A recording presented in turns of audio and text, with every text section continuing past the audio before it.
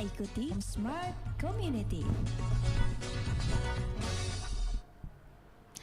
Baik, Smart Listener, kembali lagi di Smart Community bersama dengan komunitas Sahabat Netra mewujudkan sinergitas untuk kesetaraan bersama sahabat Netra. Jadi mungkin ada Sahabat Netra ya sebutannya untuk saudara-saudara kita yang tunanetra ini, Sahabat Netra mungkin yang mau bergabung bersama dengan komunitas ini mungkin boleh langsung ke yayasan dulu kali ya.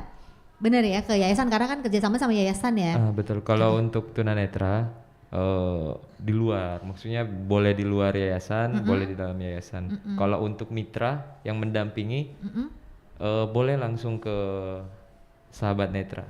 Oke, untuk mitra yang Ya, mendampingi untuk mitra ya. yang mendampingi. Oke, nah ini kan banyak sekali tantangan yang dihadapi oleh saudara-saudara kita penyandang tunanetra nih.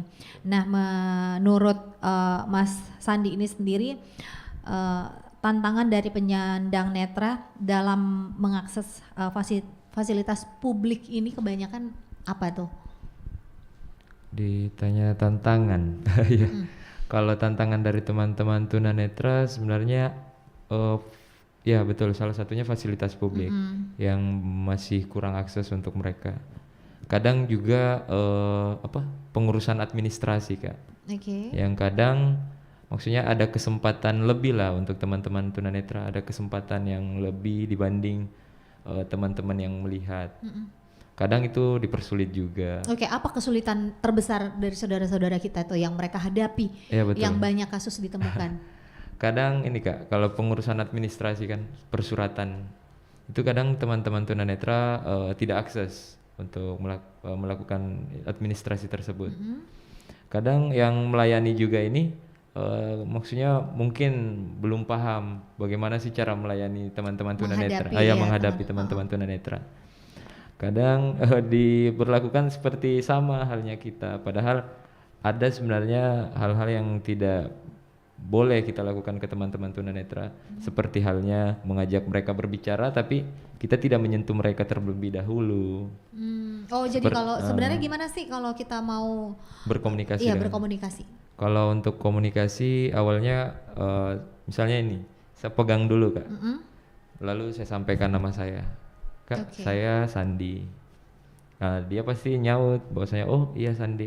Karena kalau kita langsung ngomong, otomatis dia berpikir, oh bukan saya yang diajak bicara nih. Yang diajak bicara, oh iya ya, betul. Karena jadi banyak mungkin fasilitas publik yang agak sulit mereka akses ya. Betul, Kak. Jadi untuk membantu saudara-saudara kita itu hal apa yang banyak dilakukan oleh komunitas ini kemudian? Ya, salah satunya guiding block. Guiding block betul-betul akses yang sangat positif untuk teman-teman tunanetra. Karena guiding block ini gunanya untuk memberitahukan kepada teman-teman tunanetra bahwasanya inilah jalan yang pantas untuk mereka lalui. Guiding block ini kayak di Tanjung itu ada, Kak, sudah ada di depan CP guiding block. Di Kejaksaan juga ada, tapi belum semua fasilitas ada. Jadi Belum memang semua. masih cukup banyak ya fasilitas Betul, yang belum Kak. bisa diakses. Betul, Kak. Sama mereka, mereka mungkin agak kesulitan. Jadi mungkin saudara-saudara kita yang tunanetra selama ini pendampingannya lebih banyak dari keluarga. Betul, Kak. Dari keluarga itu sendiri. Nah, kalau komunitas ini ngelihat kemudian bagaimana peran pemerintah untuk membantu penyandang tunanetra ini, penyandang netra ini? Pemeran pemerintah sebenarnya kalau dari tunanetra sendiri udah banyak sih, Kak. Dalam artian banyak akses yang saat ini sudah agak dipermudah. Dalam artian ketika teman tunanetra mau melakukan administrasi itu ada agak lebih dahulu mereka untuk dilayani. Salah satunya itu. Kalau untuk aturan-aturan lainnya saya juga masih belum paham sebenarnya, Kak. Kalau dari saya sendiri. Belum ya. Iya, Kak. Memang sih masih bukan tidak ada, tapi Iya, kalau betul. kita ngelihat memang masih kurang ya Iya, untuk ada saudara. tapi kurang. Ada kurang, kayak misalkan naik bus ada kursi yang memang diperuntukkan untuk saudara-saudara kita yang tunanetra, tapi peruntukannya jadinya yang orang Betul Kak. orang normal yang duduk di kursi itu aja, jadi yang ini tidak sama sekali tidak menggunakan itu. Kemudian mungkin juga masih banyak yang melihat tunanetra ini mereka masih sebelah mata gitu. Jadi Betul. kadang kita temui di jalan ada saudara kita yang tunanetra yang mungkin ada hal-hal yang perlu kita sini mari kita bantu, tapi banyak yang cuek gitu. Iya, Iya, betul, yang betul. cuekin gitu, yang mereka ya udah mereka bisa kok ini karena ada tongkatnya dan lain sebagainya. Tapi Iya. sebenarnya mereka memang membutuhkan untuk itu. Tapi banyak nggak dari saudara kita tunanetra itu mereka bisa baca? Atau rata-rata yang didampingi ini tunanetra dari lahir ataukah baru aja ada karena penyakit atau sesuatu mungkin? Ya, kalau dari teman-teman tunanetra yang ditemui oleh sahabat netra, ada yang dari lahir, ada juga yang semasa remaja baru langsung tunanetra. Ada banyak sih Kak, tidak hanya dari lahir saja. Oke, jadi ada berapa nih anggotanya? Anggota yang didampingi ya, orang-orang yang didampingi ya, bukan anggota dari komunitas ini. Banyak sih Kak, karena Banyak ya, ya berapa? setiap harinya bertambah. Kalau mau dihitung sebenarnya dari yayasan sendiri itu sudah ada 50-an. 50-an dari 50. satu yayasan ini 50-an. Terus dari yayasan satu lagi ada juga sekitar 50-an. Belum lagi di luar yayasan. Oke. Iya, yang tiba-tiba tahu sahabat netra bahwasanya organisasi pendampingan, nah itu langsung ke sahabat netra. Itu bertambah lagi datanya teman-teman sahabat netra. Oke. Nah, di komunitas ini sendiri pengurusnya ada berapa orang nih? Kalau untuk Atau anggota komunitas ini? ya betul. Anggota komunitasnya? Kalau anggota komunitasnya sekitar 30-an. 30-an. Iya, kalau ya. mitra yang terdaftar itu yang tadi saya bilang bahwasanya ada sekitar 60-70 dari setiap angkatan pertama sampai keempat. Oh, itu sebutannya mitra. Iya, mitra. Jadi kayak Mas Sandi ini sebutannya mitra. Mitra. Iya. Oh, oke. Ini juga sebutannya berarti Betul. mitra ya. Para mitra ini latar belakangnya mereka dari mana aja sih? Oh, latar belakangnya mahasiswa. Semuanya mahasiswa. Kalau untuk pengurus saat ini mahasiswa. Iya, kalau untuk jajaran dewan pertimbangan, terus kalau dari inisiatornya kan sudah ini ada yang sekarang juga inisiatornya sudah mau selesai studi doktoral Kak. Ada juga yang sementara kerja. Bahkan tunanetra ada juga Kak yang jadi dewan pertimbangannya kami. Oh ya? Iya betul Kak. Jadi dewan Pertimbangan. Jadi segala kegiatan yang teman-teman ingin lakukan itu kita komunikasikan dulu ke dewan pertimbangan. Apakah betul akses juga untuk teman-teman tunanetra jika kita melakukan kegiatan seperti ini. Oke, gimana sih caranya kalau kita mau masuk ke komunitas ini? Cara masuk, Cara bergabungnya.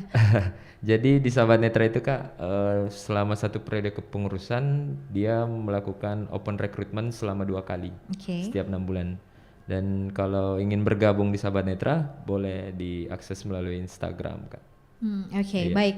Nah, ini kan kalau kita ngelihat komunitas Sahabat Netra ini memang mendampingi ya untuk semua keperluan dari saudara kita tunanetra ini. Betul Nah, Kak.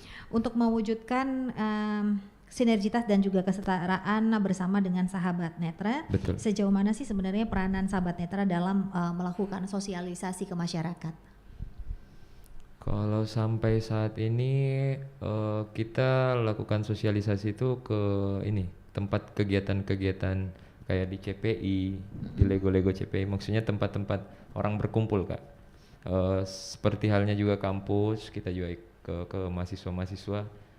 Seperti di UNM kan ada jurusan yang memang fokus ke teman-teman disabilitas. Itu kita juga izin ke mereka, lakukan sosialisasi ke setiap kelas-kelas. Kalau untuk sosialisasinya sampai saat ini hanya itu dulu. Hanya itu dulu Iya, ya kan? berarti ada lagi yang lanjutannya nanti Kak. Oke, kalau Mas Andrian sendiri ngapain aja sih di komunitas? Ayo, ngapain di komunitas? Iya, iya. Kayak contoh tadi Kak, yang seperti sosialisasi di luar, contoh kami sosialisasi ke kampus-kampus, terus di CPI pun kami sosialisasi biasa tiap sore, kami Oke. sosialisasi di sana. Ini kan bidang pemberdayaan ya. Iya. Betul Kak. Oke, apa aja programnya di dalam untuk memberdayakan teman-teman tunanetra kita ini? Kalau program kerja ya, program kerjanya itu seperti open recruitment. yang Ya dimana- udah tadi ya, ya, open yang recruitment udah tadi udah ya. Ya oke. Kedua itu TOT seperti training after, yang dimana mitra-mitra ini yang telah masuk di Sahabat Netra, kita lebih memberikan lagi sesuatu yang agar dia lebih memahami apa sih ini cara mendampinginya, gimana sih cara mendampingi yang benar, karena banyak sih orang-orang yang ingin mendampingi tidak tahu cara mendampinginya gitu Kak. Jadi diberikan pelatihan Pelatihan, ya. betul Kak. Mitranya ini pelatihan. Apa yang banyak menjadi kesulitan dari mitra selama mendampingi? Sebenarnya kesulitan. Kayak misalkan selama- nih saya juga mau masuk jadi pendamping nih. Saya mau ketika saya masuk ke dalam, apa tuh yang paling banyak dialami oleh mitra? Kesulitan apa yang paling banyak dihadapi oleh mitra dalam mendampingi selama ini? Ya, kalau kesulitan sebenarnya ini Kak, dari pribadi masing-masing. Kadang ada yang masih canggung untuk ini melakukan pendampingan. Dalam artian canggung, mereka belum menguasai bahwasanya apa sih yang saya lakukan ini, apa sih yang saya lakukan. Karena banyak juga Kak teman-teman yang mengikuti pelatihan mitra tapi belum betul-betul paham bagaimana teknik untuk mendampingi. Kadang juga kesulitannya itu ke apa ya?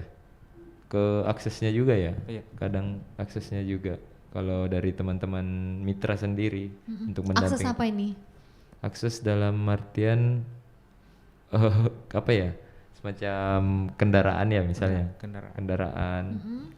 Akses misalnya teman-teman tunanetra ingin didampingi kerja tugas tapi yang ngedampingi ini yang punya kesempatan untuk mendampingi tidak paham mengenai pendampingannya ini. Kadang seperti itu sih Kak. Karena tidak semua teman-teman di Sahabat Netra maksudnya menguasai apa yang ingin didampingi oleh teman-teman tunanetra. Banyak yang masih awam ya, Iya belum betul belum Kak. paham Makanya apa. ada TOT yang tadi disebutkan Kak Adrian, bahwasanya training of trainer ini tidak hanya ke pendampingan tapi ke pengembangan bakat dari teman-teman mitra, baik itu pembacaan braille, baik itu bahasa isyarat, itu juga kami sementara mendalami itu untuk kegiatan-kegiatan itu. Jadi semua bakat lah dari teman-teman mitra kita kembangkan Kak. Oke. Nah, ini kebanyakan Sahabat Netra ini mereka mostly ini profesinya sebagai apa sih? Kan tadi ada sebagian nih yang tukang pijat juga. Ada nggak sih dari mereka ini yang kayak punya usaha sendiri, atau mungkin dia punya keterampilan yang selama ini didampingi? Oke, kita tahan dulu. Kami akan segera kembali di Smart Community.